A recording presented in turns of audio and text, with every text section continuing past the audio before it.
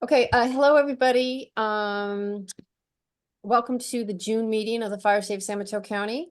We have a special and very important presenter today, Genesis Protect, which used to be Zone Haven, which is and Tony Blackman from the Dems office.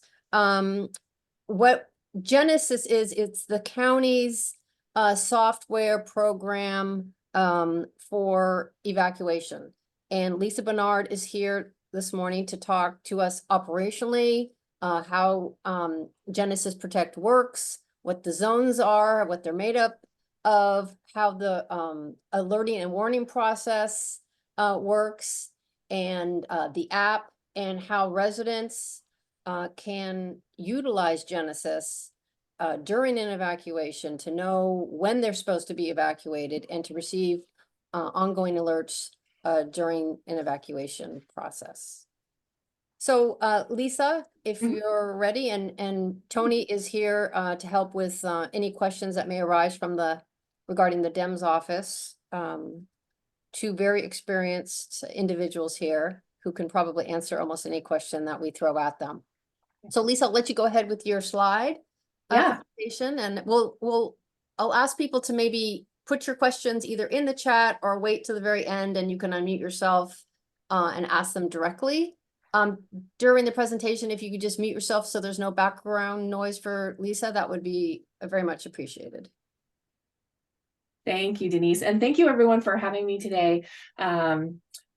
As Denise stated, I'm with Genesis. I have a little bit of a different background with the company. So I came to Genesis as a customer first. So I worked for a sheriff's office in Northeastern California as their only alert and warning system operator through a couple of pretty catastrophic fire seasons. And so Genesis came along, set us up with evacuation zones during my second year of really bad fire seasons, and it made a very significant impact on our ability as an agency in cooperation with other agencies to communicate effectively from the field to the dispatch center and then out to the public. And so I very quickly became a believer in zone-based evacuation management as a practice, and specifically in the Genesis software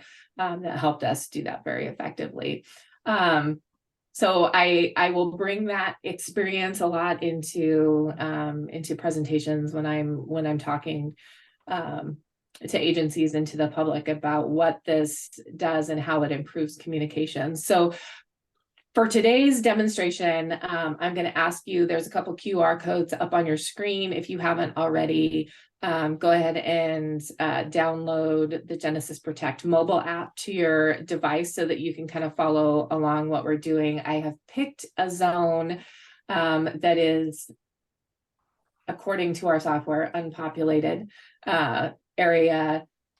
That is SMC E055. So you can either go to the Protect website, which is protect.genesis.com, or you can follow on the Genesis Protect mobile app for the purpose of this demonstration today.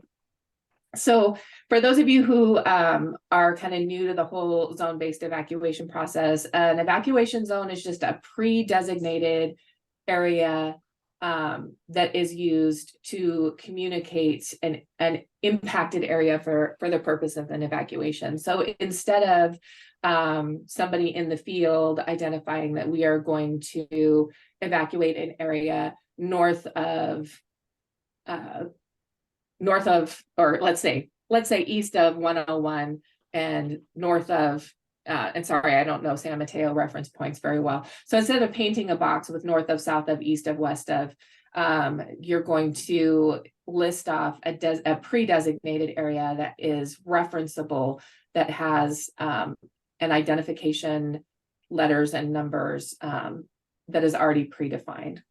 And for me, coming from being an alert and warning system operator, getting a call from the field, giving me north of, south of, east of, west of, I have to translate that language into a message that goes out to the public that they will respond to and do what I ask them to do, which is leave their homes, get on the road, and get out of harm's way. And I have to do it in a way that they can understand, which is problematic. And so there's a whole process of, I have to understand it first. I have to be able to identify that area on a map.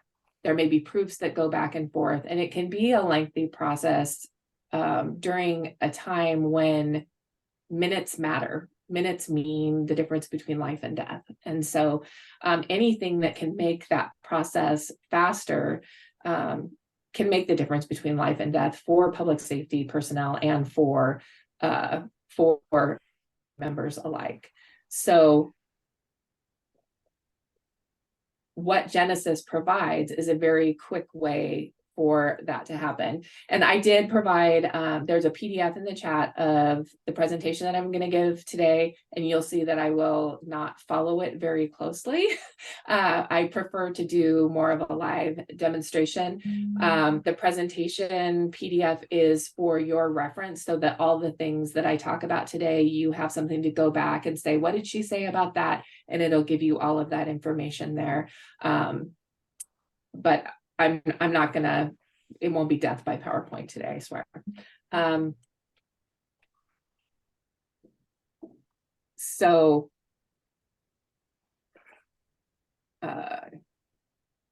you should be seeing our software application now. This is Genesis EVAC.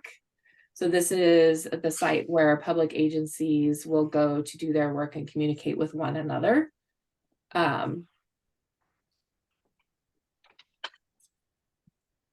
Give me just a second. Is everybody seeing, Tony, are you seeing the EVAC that's showing on? We are, yes. Perfect. Okay. So again, we're in SMC 055, and I am just going to show you very, very quickly. You can see these zones were vetted by the county. Genesis, when they set up zones for a county, they will create what we call preliminary zones, and they're based on a computer algorithm. So we'll have an algorithm run a bunch of scripts, and it will create preliminary zones so that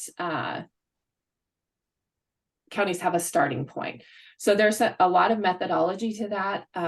Zones by definitions will not, they will typically have at least 2 egress points. So when you see larger zones in less populated areas, there aren't as many roads, and they so the computer will search further and further out to find those egress points. So you'll have two egress points. They don't typically cross large bodies of water or rivers that require a bridge to cross. They won't cross roadways, railways, things like that. Quite a bit of methodology in there. And then probably the most important consideration for zone creation is going to be population. So when you have a very densely populated area, the zones are going to be much, much smaller. If the population is sparse, you're going to see those bigger zones. And then lastly, fire hazard is going to be another major consideration. So high fire hazard areas will result in zones that look slightly different. What you won't see a lot of is they don't typically follow strict jurisdictional boundaries, and that's for good reason. Jurisdictional boundaries don't often lend themselves to efficiency, and the public doesn't understand why those lines are drawn most of the time. I got an evacuation notice in my county yesterday that the only referenceable point on there on the notice was fire district. I don't know what, I'm not involved in public safety in my new home, and so I don't know where all the fire districts are. And it was took me a minute to figure out if I was being evacuated or not. So they don't strictly follow jurisdictional lines for that reason. Before Lisa, I move on, go ahead. Lisa, I was wondering if you could just zoom out just a little bit so everybody can kind of get a look, and you can see in the San Mateo County how the zones over on the Bay side, where it has some of those things like larger population counts, higher fire hazards and such, a lot of small zones versus when you get in the middle of the county where the the San Francisco PUC, a lot of open space, you know, a lot of larger zones geographically. So it's just a good visual for people to see for our county.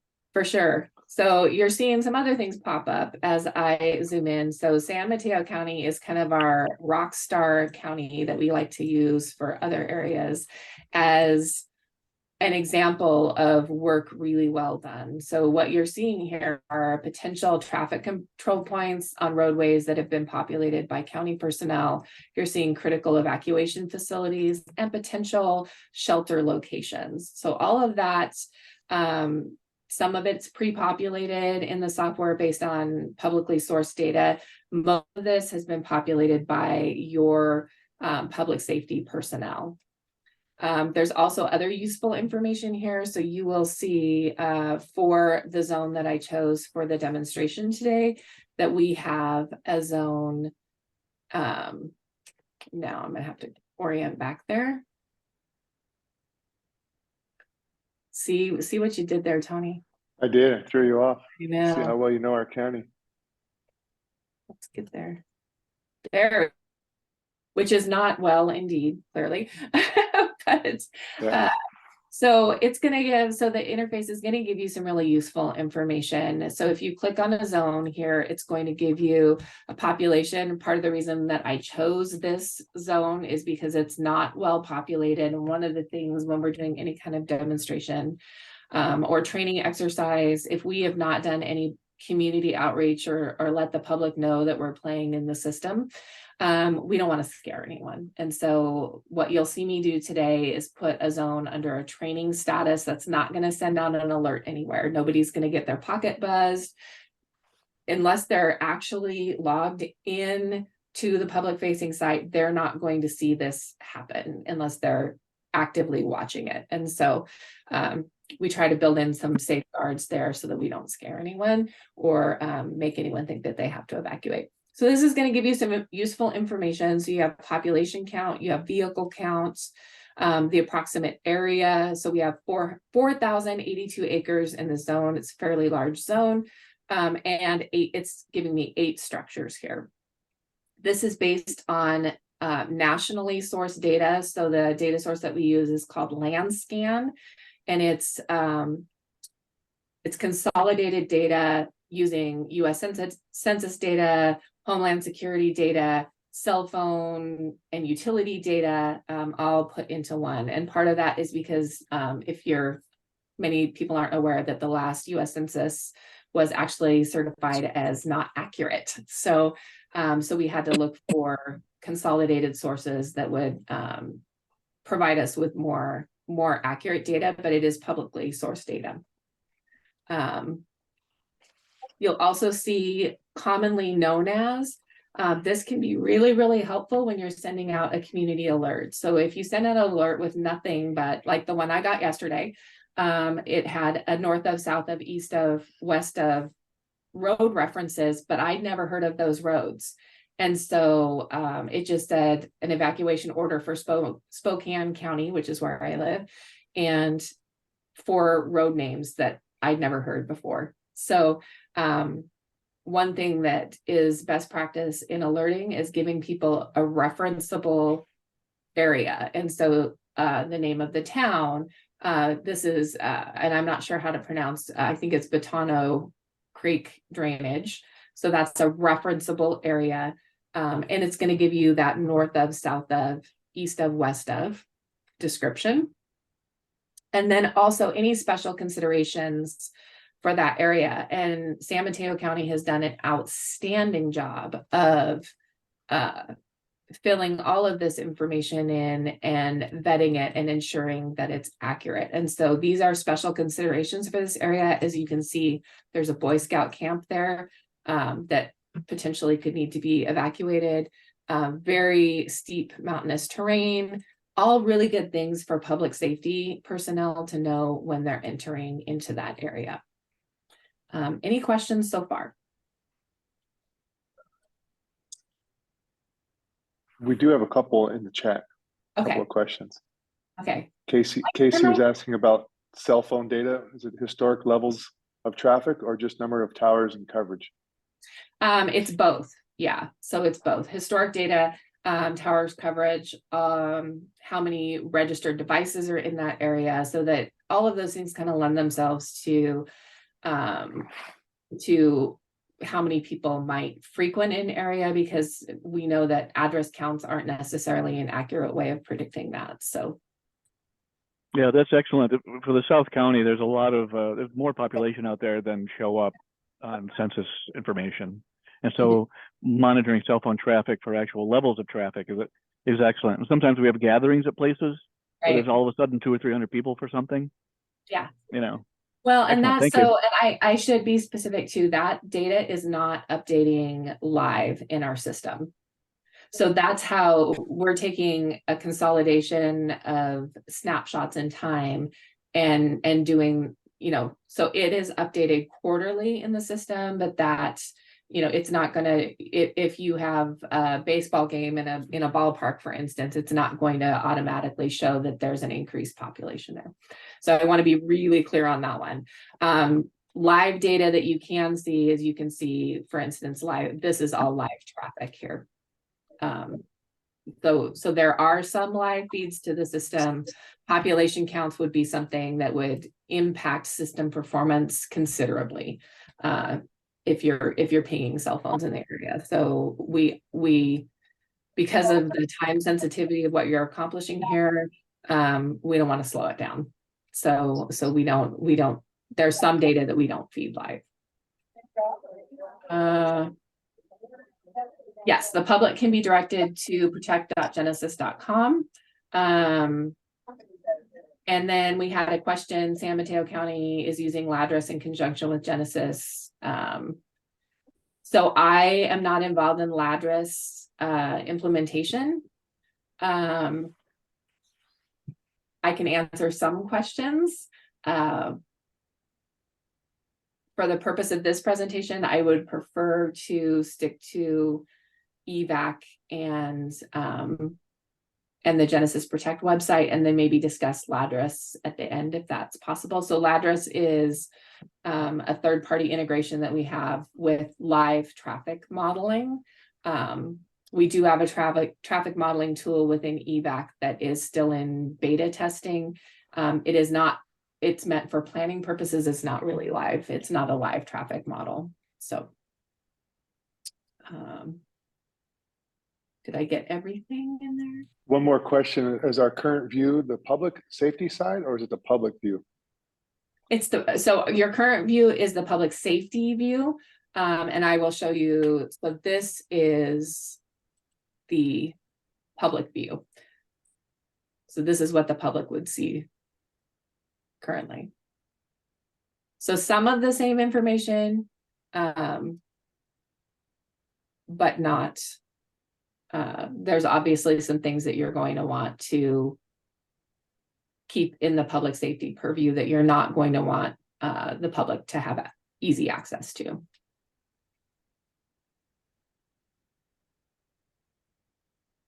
The highway cams are often on the fire camera site.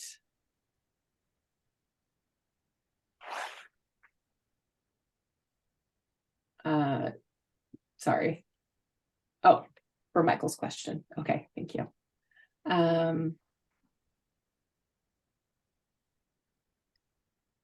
Okay, perfect. Just catching up on the questions there. All right.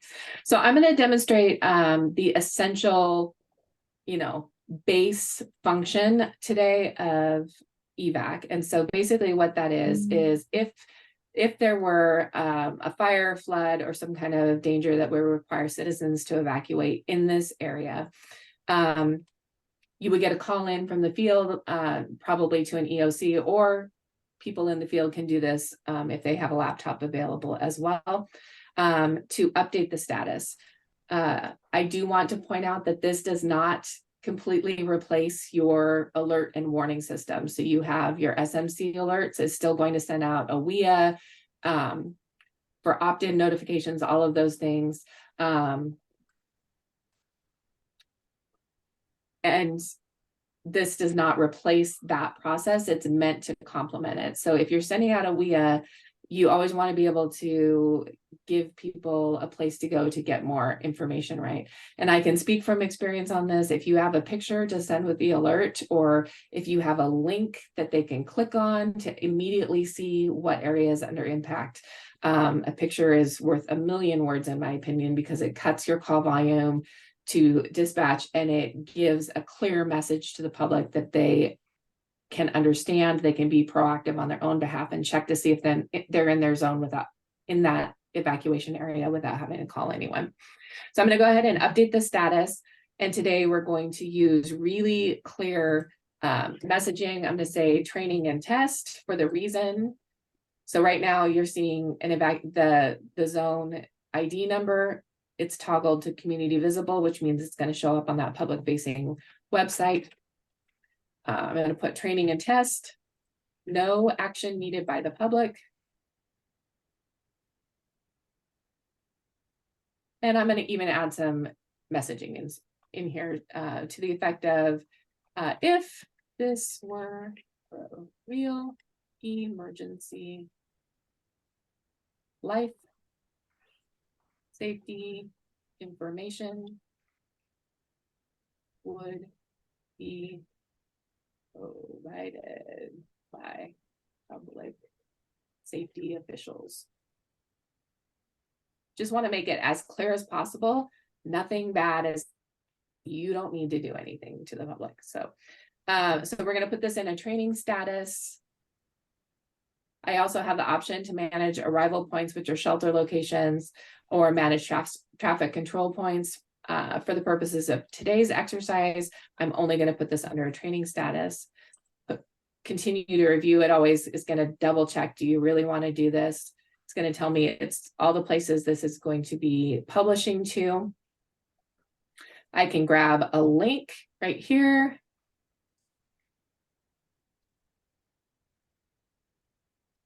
Copy that. I'm going to put that in the chat so you can click on it if you want to from your computer.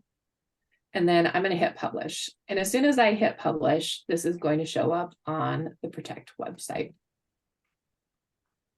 So you see that blipped there. That means it's published. And we're going to watch this change, hopefully.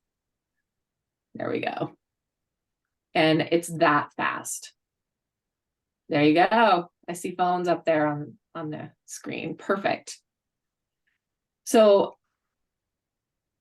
I now have the ability, if I'm sending things out to the public through an alert and warning system, first of all, if people have the app downloaded on their phone, they can actually get a notification. So if they are following a zone, and our app will allow you to follow up to 5 zones, if they're following a zone, or if they've allowed locations on the mobile app, they will actually get a notification if they are in or near an evacuation zone that is under a life safety status. And that's going to be your evacuation warning, order, or shelter in place. So they will actually, their phone will buzz, it'll make a sound, it's going to notify them that there's something impacted close to them. So that's number one. Number two is that if I'm sending out a WIA or those opt-in alerts to the public, I have the ability to send that link out with my alert, and the public can just click on it and immediately see if they are in an impacted zone, and that will take them directly to that public facing site. Any questions about how this works so far? Lisa, I have a question. So once it changes from normal to an evacuation status, how long will it take for the recipients to receive a message, everybody at the same time, right, to get a message? So through the mobile app, it's usually within seconds. It depends on all the things that everything electronic related depends on, right? So what is your cell coverage? Do you have, Wi-Fi enabled? Do you have notifications turned off? All of those things, but it's pretty immediate. Tony, I don't know if you want to weigh in on that. I know you've done a lot of testing on it. So the most recent ones we did is the 2 exercises. Of course, the Palomar Park exercise on the 1st, and then on May 11th, a little bit earlier, we did it over on the coast side in El Granada. And everybody that had the app downloaded and ready and watching, I think the longest was about 15 seconds for somebody to get notified. Most people was even sooner than that. So common practice really is change that zone status before you send the alert out, because you're wanting people to go and look, right? So you want it to be there and visible. And then you have a link to send with your alert. And so different areas are going to have different philosophies and policies and practices. And I always encourage people to follow the practices of their area.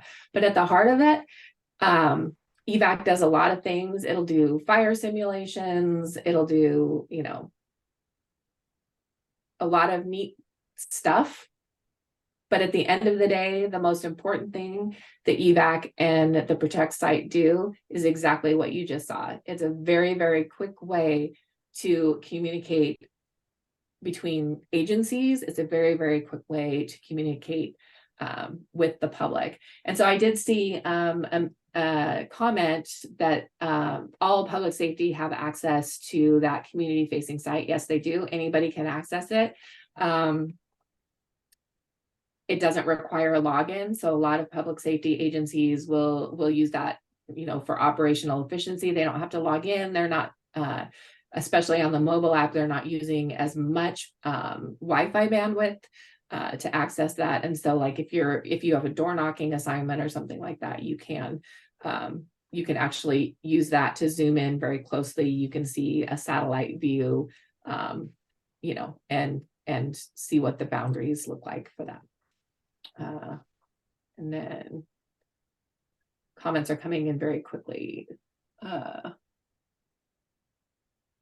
Oh, who determines who can see the public safety view besides DEM?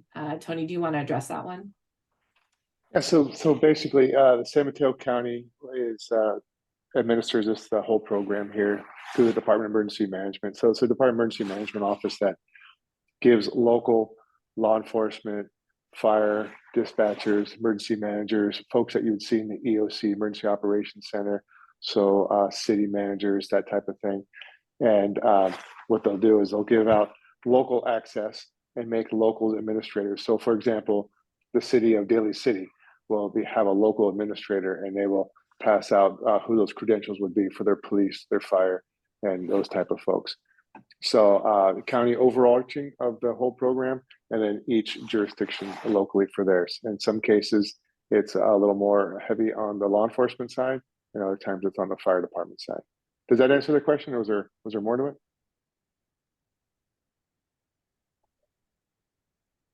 That was all in the chat, but Okay, yeah, perfect. Yeah. Tony, this is Michael. You answered my question. Thank you. You bet. then I saw some more information about counties evacuation plan development. Is that something you'd like to discuss now, or was that more informational? Brian Kelly, that was just informational, answering the question. And I don't want to just that, let everyone know that the Genesis product is obviously well adapted in the county, and the vendor that we've chosen to do this countywide project is working very closely with Genesis, Ladris, a company called Streetlight Data that takes into consideration years of information about traffic flows and stuff. So it's a very Genesis is really the key linchpin that we'll be utilizing. So just information. We are very happy to be your linchpin. So thank you for that. So any questions about how this works, or how this works into the county's alert and warning operations? Questions about that? And I could just throw this one little piece of that too. So as Lisa was describing, so with this program here, if you are a subscriber, if you have the app, and we're talking about just 10, 15 seconds from a zone being changed, that notification goes out to your phone. So that's the fastest way folks in the community will get that information.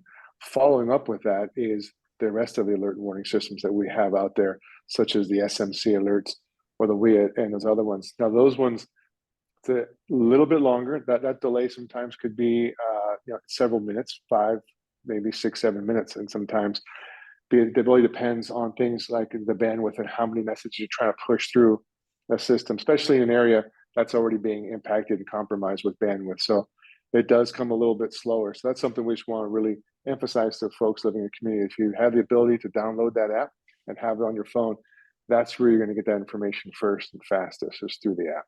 So, but it does tie together. So it's all backed up together. So it's all integrated with a multi-channel approach. And when it's all said and done, it's people will probably see it through an alert on their phone, on the text message, through emails, through voicemails, depending on how they sign up for things. And of course, then also with social media. So I did have a request to show a split, and I do know, San Mateo's policy really is not to split a zone during an evacuation, but will sometimes do so during repopulation. And if I'm misspeaking on anything, Tony, interrupt me and correct me. Yeah, it's not a policy to not do it. It's just a caution to just weigh in and say, hey, if you're going to split a zone, it might take it's just a little more complicated, and it might have a little bit more confusion possibly, but really it's not an absolute don't do it. And it is, so it still gets used. For example, not too long ago, about a year and a half ago, when we had those heavy winter flows and rains and such, for flood purposes, we did split some zones and giving some advisories and preparing for that, because there's much smaller impact on a flood for a particular zone than it would be for other types of threats. So we still do it, just with caution. Yeah. So zones really designed to give emergency managers some flexibility. So we've predetermined this area. We've said this makes sense. It's got 2 points of egress, blah, blah, blah.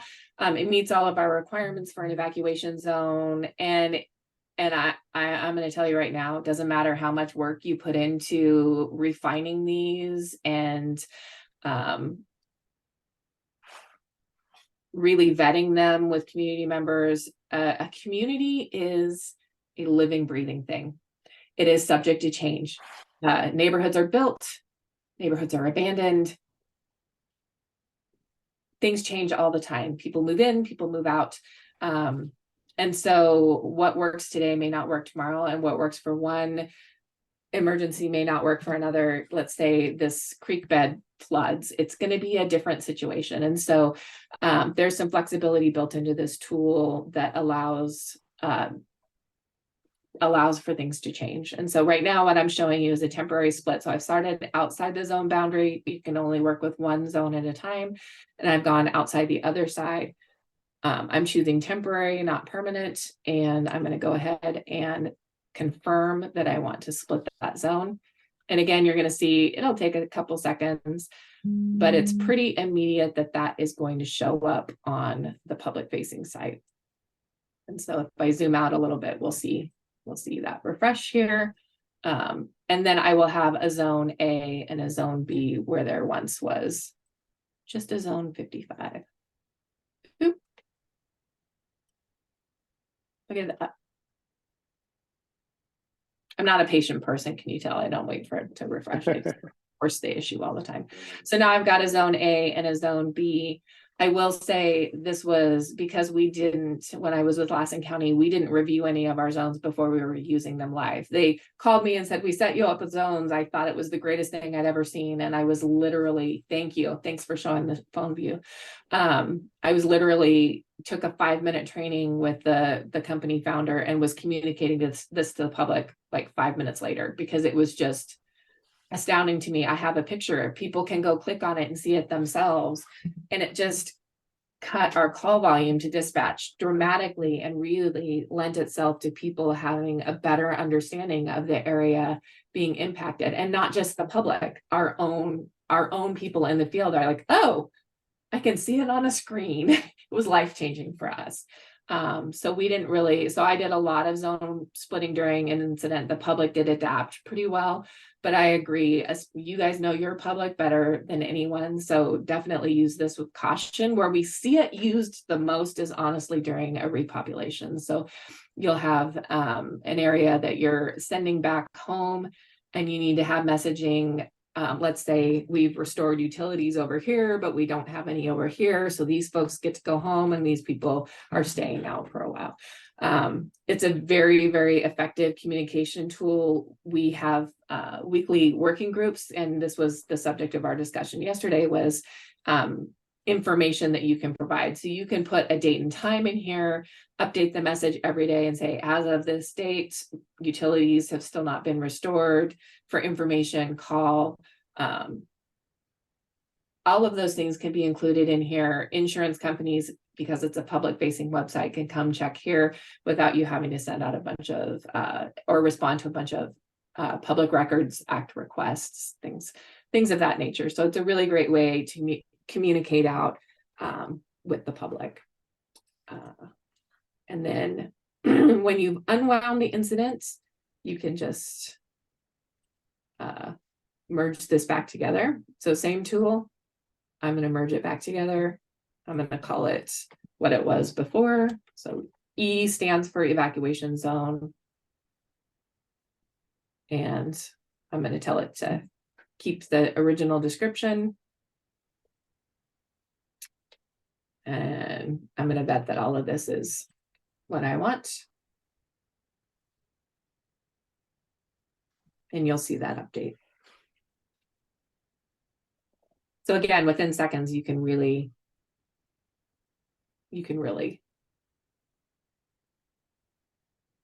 have that work completed. There. And another example of the zone splitting we did during the Palomar Park exercise. We split, we did mostly the work in zone 8, and there's a little section of zone 3 that we did a split, and we incorporated that as part of the evacuation exercise. So it, we ultimately changed that zone and discovered that, Denise pointed out, and rezoned it completely, but it's still a great tool to use for both sides, for the evacuation side, as well as even better on the repopulation side. Much like that fire we had just on June 3rd, the large fire we had in unincorporated Redwood City, which was just a large building under construction, caused evacuation. And then as things started to unwind and settle back down, it was just a very small little area that needed to be. That would have been a great example, split the zone. And what we did is we utilized heavily that reason box to outline exactly what neighborhoods were affected and or what streets in that zone were affected, as well as we could also put in the road closures. Yeah. And a lot of that, you know, I think it's really consistent messaging is so key, and redundancy. So even if, you know, there's some things on here that show automatically, I still think saying it a little different way, reframing it, paraphrasing differently with some of this information. Different people receive information differently. They interpret it differently. And I think a little redundancy is necessary during emergencies. People are not always very rational when they're being asked to leave their home. So all the things you can do to help them understand what's expected of them. I think there's no such thing as over-informing. So, I'm gonna go ahead. No, I just have a question. This is Denise again. So just getting to your point that you just stated, so the zone changes to an evacuation. But what if it's an evacuation warning?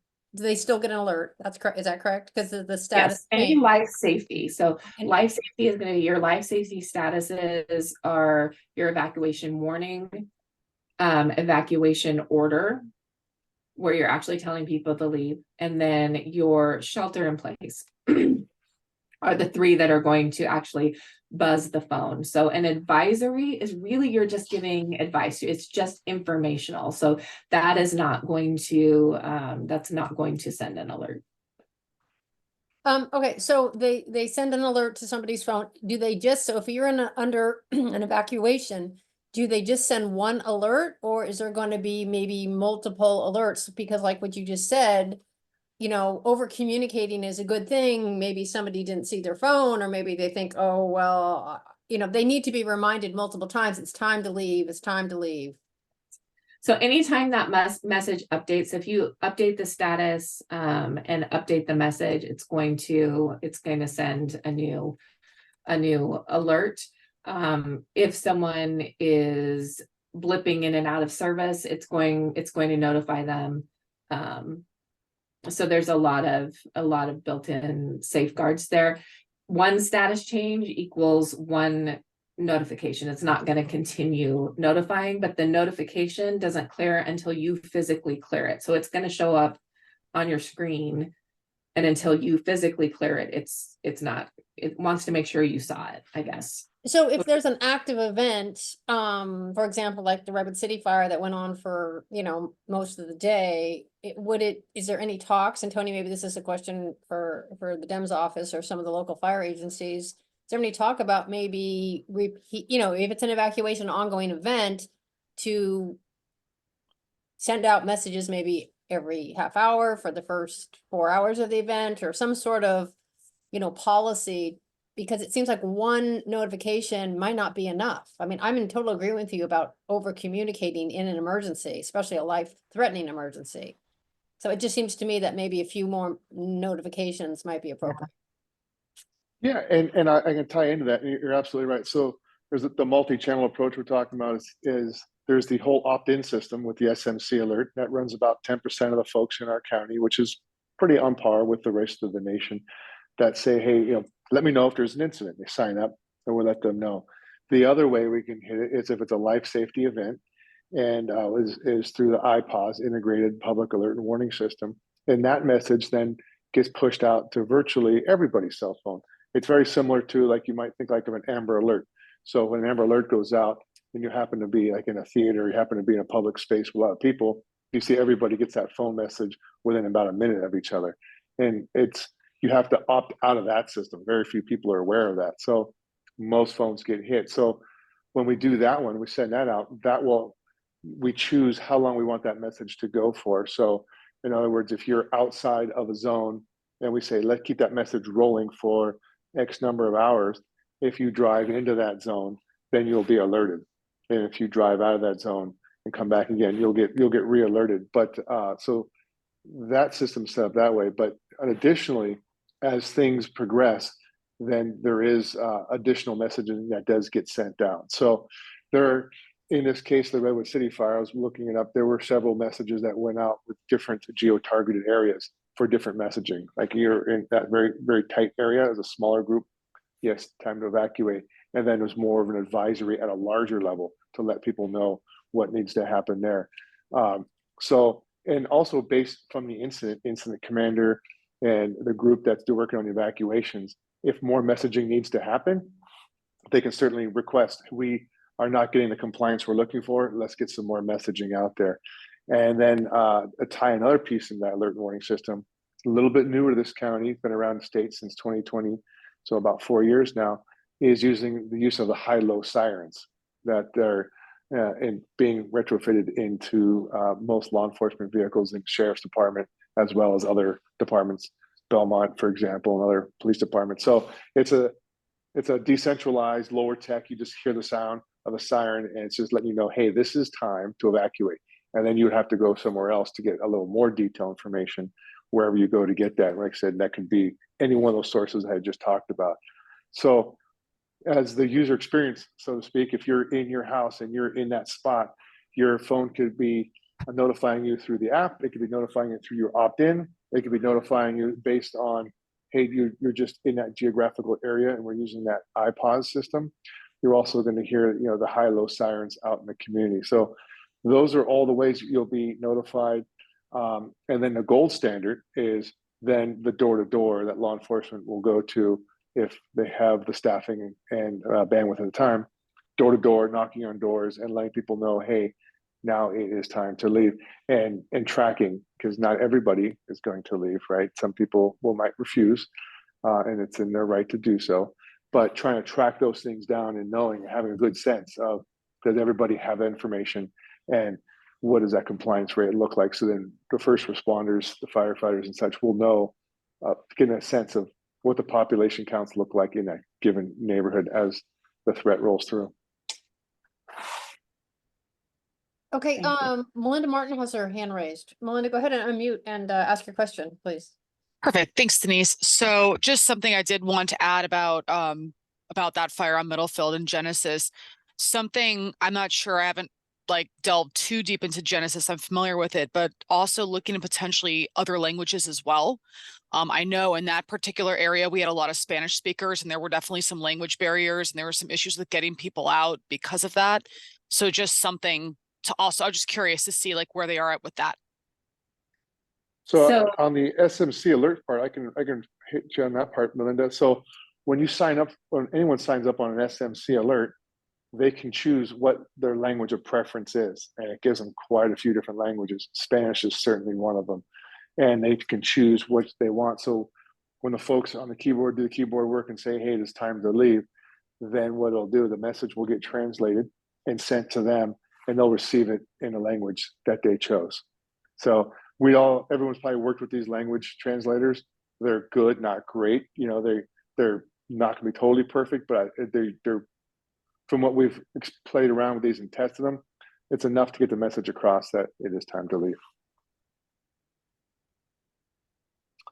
So if it's something that's pushed out through the Genesis app, I'll let Lisa point to that part. Yeah, so on the Genesis app and on the public facing website. So the public facing website, if you have your browser either on your device or on your laptop set to your native language, that's how most of the app will display. Where what's not going to display in another language automatically is that reason field, and that's really the most potentially important piece of that. It will display in whatever language it's written in. And so the advice is, if you know that you have an area that is largely Spanish speaking, for instance, using your example, the advice would be to put your message in that reason field in both languages. So if you're sending out a WIA, you could cut and paste your WIA long, or your WIA short messages both in English and Spanish. You could put those both into the reason field. There are 300 characters there, so you have a little bit of room to work with, but that would be, for now, that's advice we're hoping to develop around that so that it will display correctly in whatever language the device is set to.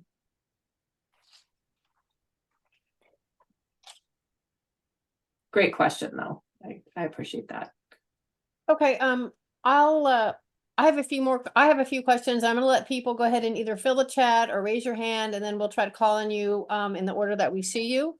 So I have a more of a technical question. I'm assuming there's servers that Genesis has to make this all function, right? Yes. So we all know the age of computers and issues that have happened, server crashes, even with the biggest companies and the biggest corporations. So I'm just saying, what is the reliability and the redundancy for the Genesis and servers and that technical reliability? So this has really been developed over time. And so I think during CZU Complex, there was, when the site was first launched, there was a crash. We had over 3 million people hit the site within like 10 minutes and it crashed. So it's an excellent question, and it's not to say that it'll never happen. So the redundancy that we have built in now, so we're on Amazon servers nationwide, and so one area will roll into another, and we're on an auto scale system. So if we hit 80%, it automatically scales to the next level and can potentially roll to the next regional servers. So it'll auto scale, automatically go to the next level, and then automatically, if that regional server is impacted, will roll to the next region. So you can handle 3 million all at once, is what you're saying now? We can, yes. Well, let's hope we It's don't need to test It's that been out again in tested. San Mateo It's been County. tested. Yeah. So, and we did, we had a situation last year where Mapbox went down and that was our base map at the time. Mapbox went down during during an incident. And so now we have redundancy on both sides so that it can switch. So if we have an outage with one base map provider, it will literal alarms go off and we can very quickly switch to another base map. So a lot of redundancy on a lot of different levels. It's just like anything else in public safety or computers, you think you have a great system and then you learn something and then you have to adapt it and adjust. It's an ongoing process of realizing that you have to have backups for your backup. Right. For your backups. Yeah. Yeah. Okay, I have another question about maybe a potential feature that Genesis may have that the end user doesn't see. So I saw that you had the amount of vehicles and the population. So based on that, can Genesis look at, say, okay, you have so many people, so many vehicles, and this is how long it's going to take to evacuate an area? Yeah, so that is more our traffic modeling. So that's LADRIS that was being discussed before. So that live traffic modeling predictive capability is the LADRIS piece, and it's not fully integrated with evac. Okay. And then Tony, I guess I kind of have the same question for you. So if you have a very populated area or very difficult area to get out of, how does the DEMS office and local fire agency say, hey, we better, do the evacuation now because it's going to take this zone a lot longer to evacuate than, maybe a normal, smaller suburban zone? Right, and that's a really good piece. That's a good question, and that has to do with local knowledge. And what we'll do is using the LADRIS is a great tool to, let's use your Palomar Park, for example. We can run a scenario. It takes maybe about 3 or 4 minutes to set it up and about a minute or two to actually run it. And you can say, let's see what that scenario looks like. How long will it take to evacuate when a community is, say, 80% populated or 50% populated based on time of day and some local knowledge? Or if you have maybe some heavier vehicles in there, like, horse trailers or that type of thing that might be coming and going. And then you could look at with the emergency access gates open versus closed. So you could run these different scenarios and get a sense. Now, during an initial attack on a fire, right, the fire is just coming and everything's happening at once, probably not really realistic to try to use and run those traffic simulations at that time. But if it's an extended attack or things are going a little bit longer and you have an emergency operations center open and a fire is moving over multiple operational areas, then you could take a look at that and say, hey, we know this zone coming up here might take X number of minutes or hours versus this one being a little bit faster. Certainly would use that to help make a decision. Let's start the evacuation process sooner than later. And then also there's some real key points knowing that local knowledge. For example, if you have a community full of single family residents where most people have a vehicle to get in their car and drive away, is a much different look than if you have a place that has some institutions like hospitals, schools, where parents drop their kids off at school and left the community, and now they can't go back in and get the kids from the school. That's just a different puzzle to solve, right? You need buses, you might need ambulances for the hospitals.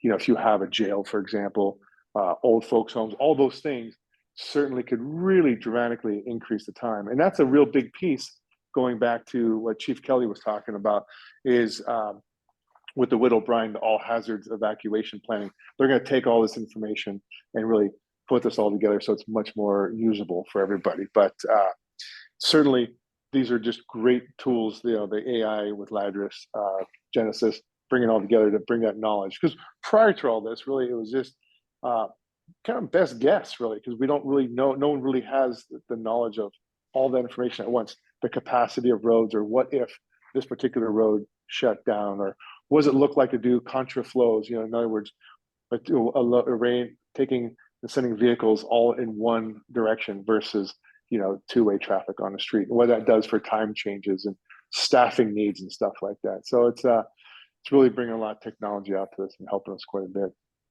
So Lisa, can you switch to zone Redwood City E005?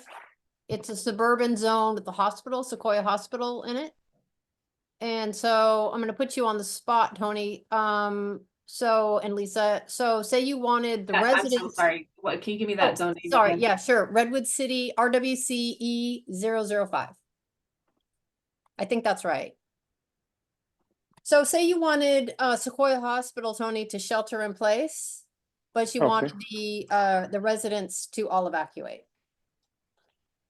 Is that something that is in the scenario that you've potentially, is that you would use a split zone? I mean, how would you, we're getting to the internal workings here, obviously. Right. So you have a couple options there, right? You could split the zone and make the hospital its own zone. Yeah. That's certainly an ability to do that. When you evacuate a hospital, that's a big lift, and then repopulating the hospital afterwards is also. Yeah. So it's not an uncommon scenario. Evacuate everybody but the hospital. So that's one way to do it. Another way to do this is each hospital is going to have their own evacuation plans, and they're going to have their emergency plans and such. So another way to do that is to just take the whole zone, put in evacuation orders, and the reason box, and somewhere in there a little more detail saying this is who is being evacuated with the exception of the hospital, and of course working with the hospital emergency managers and community, let them do their internal communications, whether it's a hospital or school, working through it that way there. So both ways would work, right? If you're just trying to get there quick and just trying to make it happen, the whole zone at once would certainly be appropriate. But if you have a little bit more time to make the splits and do that thing, that would probably come later as well. So both would work. It's kind of a unique zone because Whipple Avenue, it would be, you know, the likely evacuation route down to 101. If it's I mean, we're talking wildfire here. So, you know, the Western Hills are to the left, and then the city of Redwood City, as you can see, you know, is to the east. And I just thought it's a unique zone, you know what I mean? And there's lots of zones, I think, that have schools in there and assisted living facilities. And it's almost like those potentially could be their own, like you said, a split or their own zone, because they might be a shelter in place because the community might not, you know, have the road bandwidth, so to speak, to evacuate, or, you know, and it might take them a little more time. And just it fills up the road so much. So that's why I think and some areas will do that, you know. They'll create hospital zones, they'll create school zones for a few reasons. One, you know, if they're under an evacuation order, they can't go in and get ready for classrooms. Well, if you've been evacuated for a while, you got to go clean ash off of all the desks, you've got to do, you know, there's a lot that has to be done. And so, you know, there are a lot of reasons behind that, and as Tony stated, it might make sense to split. Some people will go in and carve those areas out, you know, initially when they're creating zones. But I think you know, San Mateo County was an early adopter of this tool, and so you know, a lot of things that have come along since have you know, that are pretty common practice now. You know, San Mateo figured it out for everybody else, so it was kind of and then if you were to click on evacuation, the evacuation details, and that should list in there what are some of those things that are in your that particular zone for people to, you know, think about those critical facilities and such. So those pieces for somebody, if you were given the assignment as an incident commander, takes that and says, here, you're the evacuation group. This is a great way to take a look at that and say, oh yeah, there's all these different components that need to happen, and be a part of that. Yeah. So too, like you do have the ability, if you have a login, you can download or share, you know, all of the work that San Mateo has done, you know, is kind of consolidated into these evacuation plans for a single zone. So all that information is listed here in a more, you know, consolidated, concise view. So another question I have, there's a lot of obviously construction in San Mateo County, a lot of large buildings coming up, a lot of new residential large buildings. So I know you have population data on the government side. Is that updated on an annual basis, or how do you update that information, you know? So kind of that's go ahead. Our automated updates happen quarterly with population data, but if there is, San Mateo does a considerable amount of work, and so we have actually set it not to overwrite the work that they have input on that. So in some areas, it'll automatically update. San Mateo is very good about updating their own, so we don't touch theirs. And the workflow we do for that, Denise, is we have every jurisdiction you'll see on there. Well, so every jurisdiction, every zone you pick on will tell you who is on the law side, who is on the fire side. And we just lean on those agencies to handle their own input. So if Redwood City downtown puts in a new complex, for example, we'll have them make those adjustments there. And then at the county level, a little more overarching watching and kind of seeing how things are playing out. So if there's somebody maybe falling behind, just a little gentle nudge, a reminder. But for the most part, most agencies are really good at keeping up on those things. Kind of like Lisa was saying, these are all living environments. People come in, come out, rezone, things change dramatically. So just in a few years, things could look awfully different. So a lot of work to keep those things up. And the partners are doing a really good job at it. Okay. So, and I think, Tony, you kind of talked about this already, but there's not really any one set policy or procedure about when a zone is about to change, from normal status to any other status, that there's always an associated SMC alert that is also going to go out specific to what's happening with the zone change? Yeah, there'll always be an alert backed up with the zone change. So the zone change will happen, and that gives that graphical representation for operational purposes, for everyone in the community to know, for all that things for everybody on the same page. But what will also be followed up with is either an SMC alert or that iPause. And the difference, it's always going to be one or the other. And that's really going to be a judgment call based on, is it life safety or not? So if it's life safety, hey, everybody needs to leave now, and it can be justified, the iPause, that when it's every phone gets lit up. If it's something a little bit less, then it'll be the SMC alert, but it'll always be one or the other, not just Genesis by itself. So the policy is that if a status of a Genesis zone is going to change, then there is going to be either iPause or an SMC alert as well. Correct. Okay, Yeah. great. All right, let's go through the chats and see. Lisa already answered Michael's question. Yeah, it used to be Zone Haven for a long time, and Genesis picked it up. Let's see. So Zeth, I don't quite understand your question. It's kind of technical. Do you want to unmute and ask it?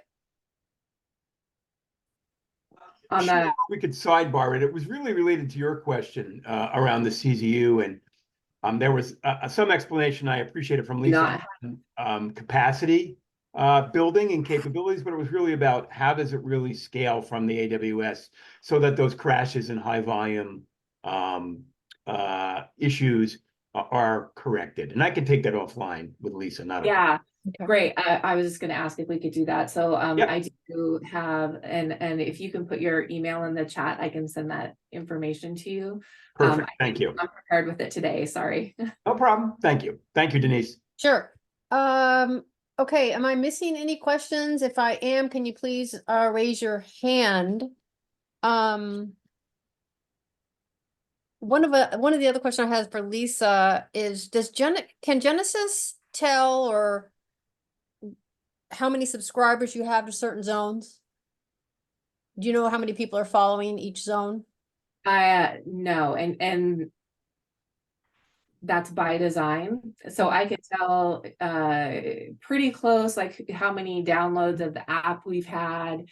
But the request was when we did early market research on our mobile application, the request was that people needed an anonymous way to follow. And so when you're talking about alert and warning systems and things like that, we all want people to have as many ways to be safe as they can. And not everyone is going to be comfortable giving an address or a location to a public agency. Okay. And that's just a fact. And so we are allowing people to follow zones anonymously, and it does state that in the application. So you'll see those. Like we're not sharing your information. Okay. So to actually on the app, to actually follow a zone, either where you live or maybe where you work or your family's zone, all you do is put your address in and then say add that zone, right? And then for the most part, you're going to get notifications. Yep. So it's really Oh. simple. It's very simple, and also if you're allowing notifications, it's gonna track your actual location. So if there's something near you that's happening, it's gonna notify you as well. But yeah, it's really easy. And it's really, you're not following a zone, really, you're following an address. And the reason for that is because just what we demonstrated a few minutes ago, if we split a zone during an incident, then what are you following? So it's really address based. Okay, good point. Thank you for the clarification. That is important information. So you want to make sure you put in your exact address. Or close, and we'll tell people, because you'll find, and I come from a very, my experience with alerting was in a very rural, very conservative, not a Bay Area location type. And so, you have a population of people who are very suspicious of government and very, and so you get a lot of pushback on, give me your address. But if you're doing location-based alerts, that can be very challenging. And so if you run across those situations with community members, we would tell them, pick a landmark close to your house or something. Like, we have to have something to base it off of. You don't have to give me your address, but we used to joke, we had a gas station out on the highway, and everybody in one area lived at that gas station because that's the landmark. But we have 50,000 people at a gas station, but it's Okay. And then I just want to kind of do a survey with everybody who's on the call. Is there anybody who isn't able or hasn't been able to sign up for the app?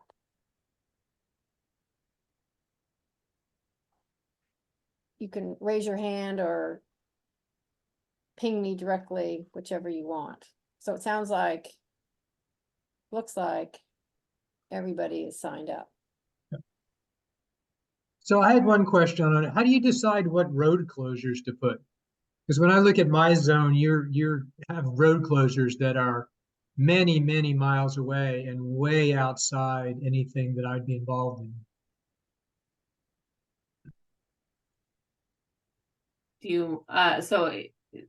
Road closures, potential traffic control points will typically display if they're within 7 miles of the zone. So if you're having to evacuate, and you have to pick an area, right, that works for both rural areas that have 100,000 acre zones and urban areas that have ones that are a couple city blocks. So when you're building software, you have to find that safe middle ground. So there's a couple ways that those are associated with the zone, and one is by intent. So if I am changing a zone status and I'm putting a traffic control point, I can associate that traffic control point with the zone intentionally.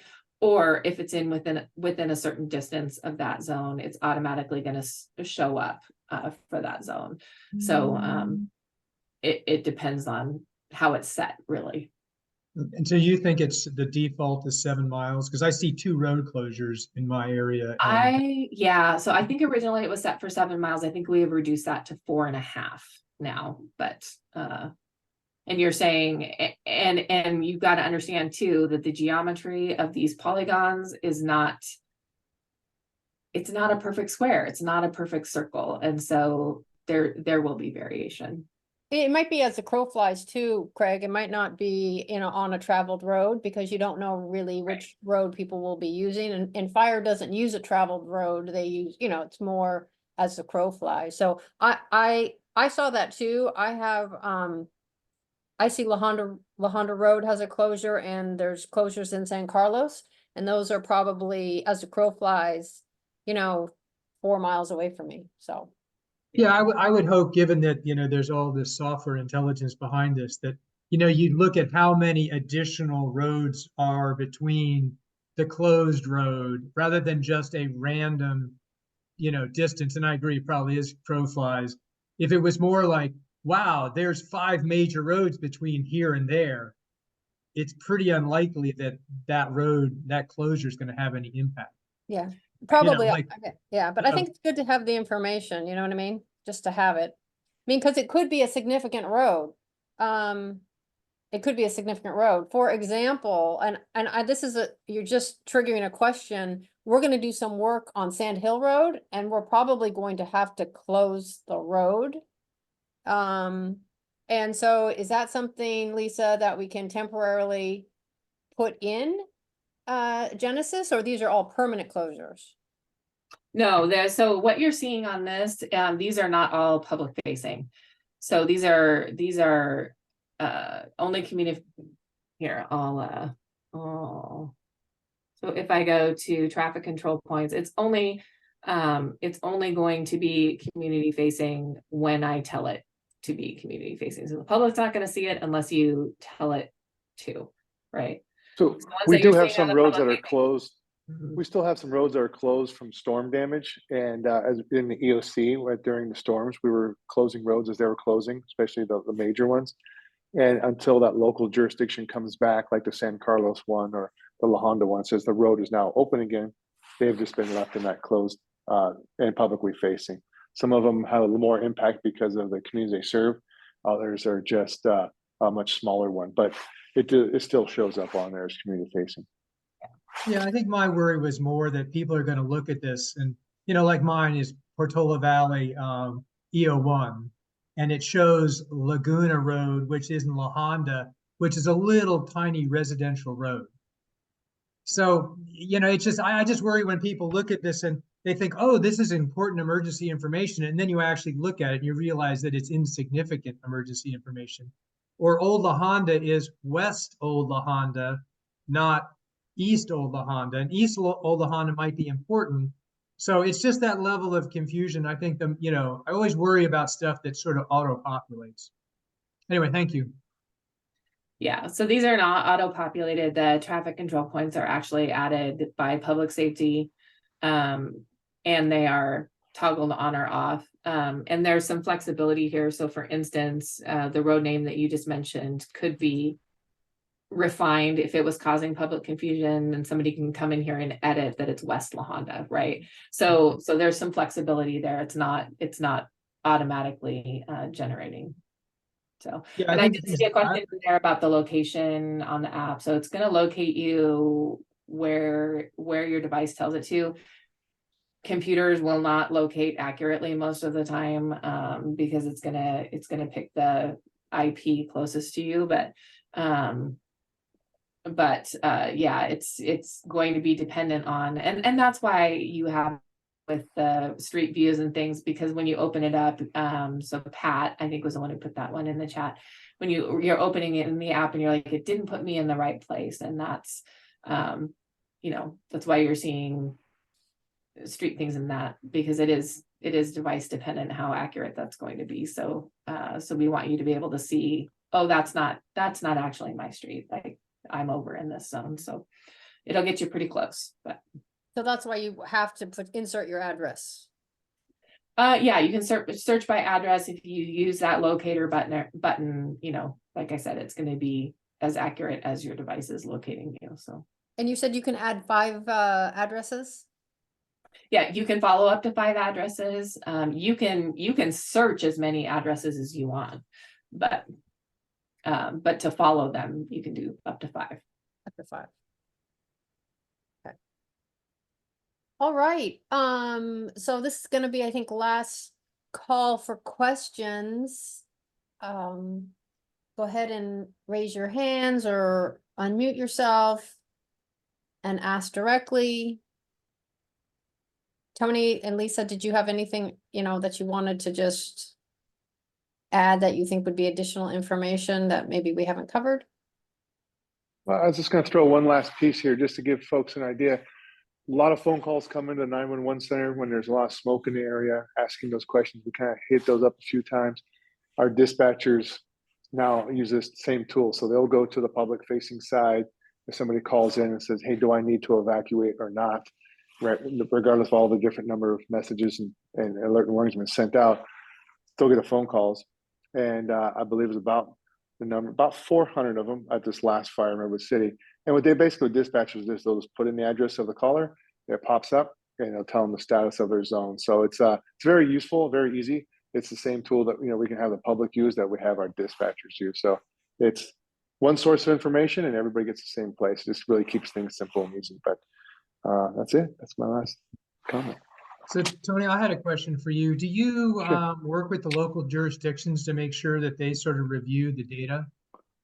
Yes, yeah. So I do is, there's always going to be turnover of folks, right? Different people promote out of different positions, retire, do hires and such. So I'll check in with them, and I know most of these folks, and kind of make sure there's succession planning and seeing which department's handling it. So if I see something that's changing or something that's off, yeah, I'll definitely remind them to keep that going. Most are really good. Every once in a while, you'll see an area that just gets a little fall behind. So if you see something, let me know, and I'll work with those locals, make sure they keep it up. So sometimes it's as simple as just the population counts or road closures. It could be anything, but we just want to make sure that they just stay current on it. And some of them have through these exercises, as an example, El Granada over on the coast side. El Granada was just 2 large zones for the whole area, and actually getting into it and playing around with Ladris and some other things, realizing the folks that are deepest into the Willie area, top of the hill, more vulnerable. So we actually created a whole nother zone just for them. So we've made some changes and things along the way to make it a little easier. So now evacuations deep in that area, we can start with that most vulnerable population first, not doing splits, at game time, doing it ahead of time and working through that way. So we've been making some little changes along the way with other agencies and such. And the more we play around with it, the more we use it, the more we find these things, and we do these after action reports and get feedback, try to keep adjusting and getting better each time. Okay, well, it's almost 11 o'clock. I want to thank Lisa and Tony for spending their morning with us and getting us more acquainted with Genesis. It seems to be working pretty good. I really don't think there's been any issues since it was implemented during the CZU fire. And that was, I think, still in beta testing when it actually implemented. So it's a great resource. I urge everybody to urge your community, your neighborhood, your family members to get the app, and we'll try to remind people often. Make sure that they're updated on everything, and that they're updated on SMC alert as well. These are very, very valuable tools, especially for people who live in remote areas where you need extra time, or you might not know what's going on. It's very important to have these apps in place. Well, and along those lines, so what I provided in the PDF that we put in the chat. So I tried to put this together with the thought in mind that if you have to make presentations to your people, your city officials, or if you need some resources, this is kind of a quick reference for you.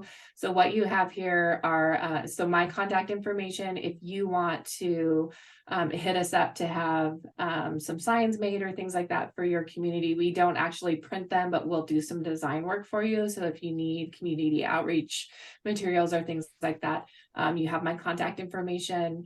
Of course, the QR codes and web addresses here.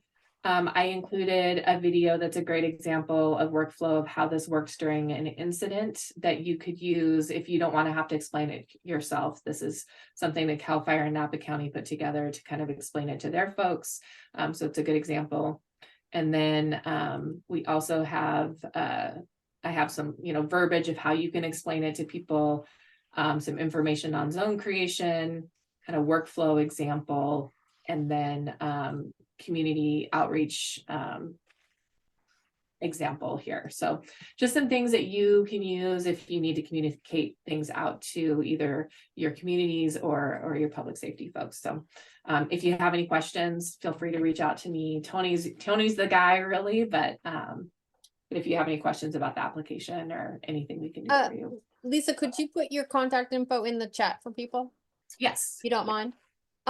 Yeah, and I think I'll talk to Tony offline, and then I think I would love to take you up on your offer to do some printed material. We have a lot of different events coming up and in the different jurisdictions. And I think it would be great to have some brochures and literature. People want to pick stuff up, take it home, and then they can sign up for these apps. I think I think it's super important that we need to really initiate a large scale campaign to make sure people are signed up. Yeah. That's the most. Well, and I would, Tony's got some, I think you have some materials too and some branded things. And I just want to be really clear. We'll do design work. You need to give us about 2 weeks because we have a queue. We're getting orders from all over the country all the time for these. And we have one designer on our team. So give us about 2 weeks to get those put together for you. I will, Denise, send you, we call it our asset library. So we have materials that you can kind of choose from that we can brand with you. Oh, that would be great. Oh, that's exciting. That would be wonderful. And we can start sending them out. Maybe even. Yeah. So and then the printing is on you. We just do the design work. So yeah, no, I get it. We have some money that is available to us to do things like that. It's actually very perfect. So I'll get with Tony. If you can send me your the categories and some examples you have, then maybe we can pick and choose and we can get back to you. Perfect. Well, thank you so much for spending your time and your expertise with us. We really, really appreciate it. And if there is any major updates to the system, we'll definitely would like to have you back to explain it. Happy to be here. Thanks. Okay. All right. Thanks, Lisa. Thanks, Tony. Oh, you're welcome. Hi. Okay, we don't really have much else on the agenda. Is there anybody who has anything for the